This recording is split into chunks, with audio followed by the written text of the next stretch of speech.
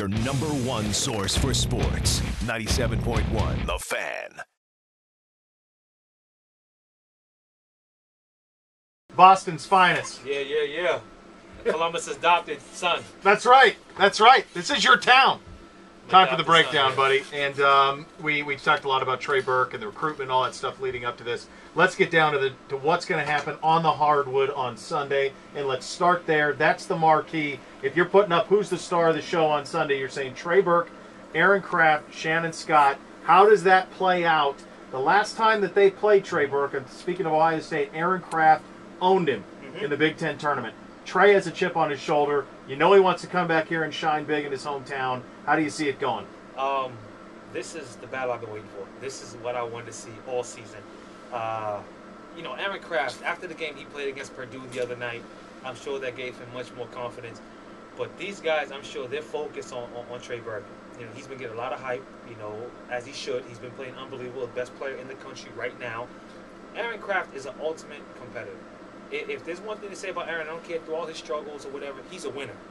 And I think he takes it personal playing against Trey Burke, knowing people are saying, well, he should have been an Ohio State guy, he's excellent Ohio State, didn't recruit him, didn't bring him here. He takes that personal because that's his spot that you're talking about. That if he came to Ohio State, then he'd be battling Kraft for his spot. So Kraft is going to be ready, and I'm sure when Shannon Scott gets the chance to play, you're the guy that is not supposed to be here and Trey's supposed to be here. So that is really the matchup that I'm looking for, that point guard position and how that is handled. Because, in one factor, you have Trey coming home to his hometown, and he's playing excellent, and no one's been able to stop him or even contain him. And then you have the Buckeyes trying to, stop all this hype. And in order to win this game or to have a chance, then they have to do something with Trey Burke, and that's just the key right there. Yeah, Scoonie, I'm trying to think whether we saw some flashes of offense with Kraft picking his spots in the last game, and we're all encouraged by that.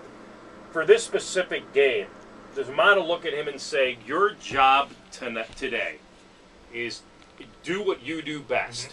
Lock down defender, limit Trey Burke, frustrate the you-know-what out of him. I want you completely focused on defense, the way he usually is.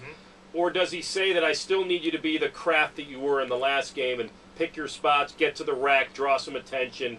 What do you think? Think you're going to get the big combo thing or just defense? I think it's going to be the latter. Because here's the thing about Aaron Kraft. You don't have to tell him anything. That Mata knows that. He's been in enough games. I'm sure he doesn't have to go to Kraft and say, look, you have to lock this guy down. He already knows that Kraft has that in him. That's his whole objective anyways, to lock every point guard down and to control the game defensively that way. So you have to keep encouraging him to have the type of offensive game he had last game, because the defensive side will be there without a doubt. So I'm sure they want him to pick his spots like he did against Purdue. The point guard matchup is going to get the marquee, certainly, as we're talking with Scoonie Penn, the former Buckeye great. I said earlier in the show that this Michigan team, and you're a great student of the game, so I'm sure you're familiar, it reminds me a little bit of that Illinois team with Kenny Battle, Nick Anderson, Stephen Bardo, Marcus Liberty, Lowell Hamilton, that group.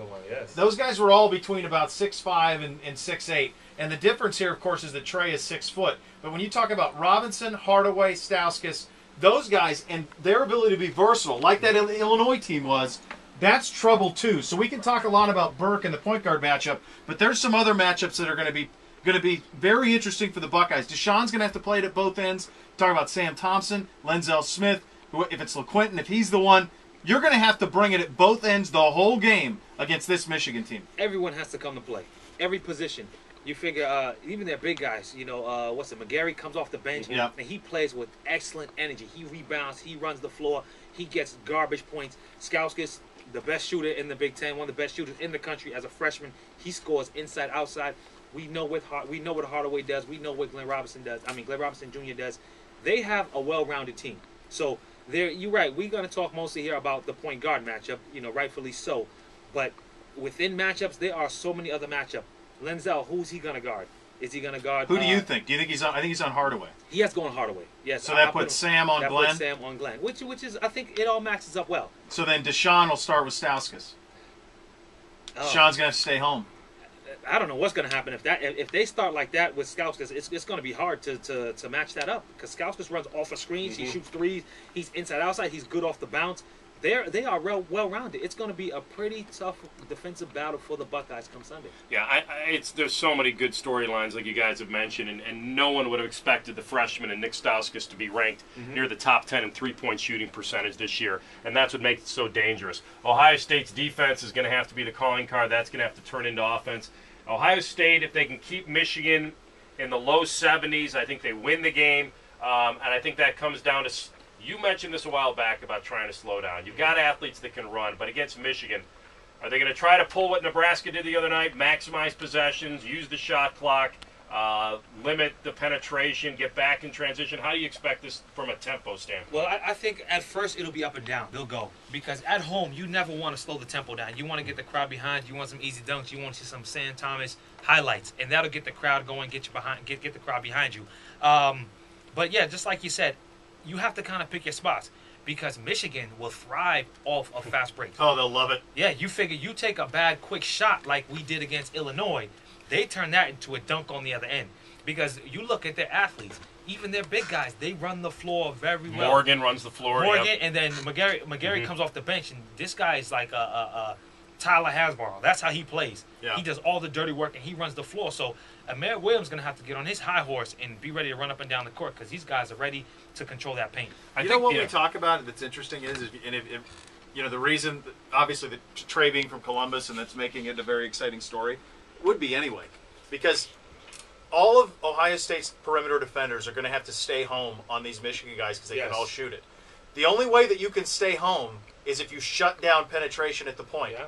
That means that regardless if Trey's from Columbus or not, if Aaron Kraft can keep him out of the point, Ohio State can win the basketball game. If Aaron Kraft cannot keep Trey Burke out of the paint, then that means you're going to have to get help. That means he's driving addition for threes, and that's a long afternoon. Yeah, which they couldn't do at Illinois.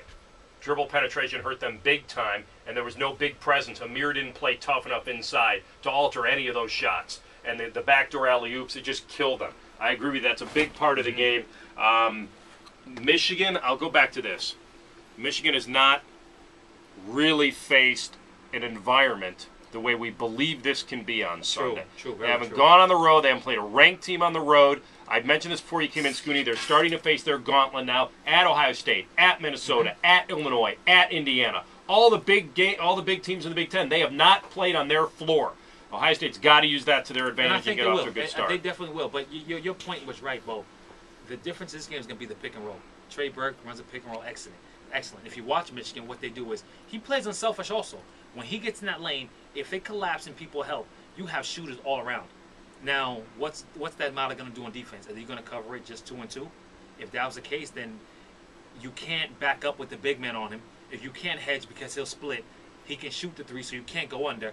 It's a difficult battle, so a lot is on Kraft. Yeah. Kraft has to lock up. If he can lock up and Lenzel and Shannon and Sam and Ross, if those guys can stay home on the perimeter guys and limit their shots and their touches, then you have a chance. Or you can go with this here, because I've seen it. It happened to me many times. Teams done it to me, whether I was in college or pro. Say, you know what?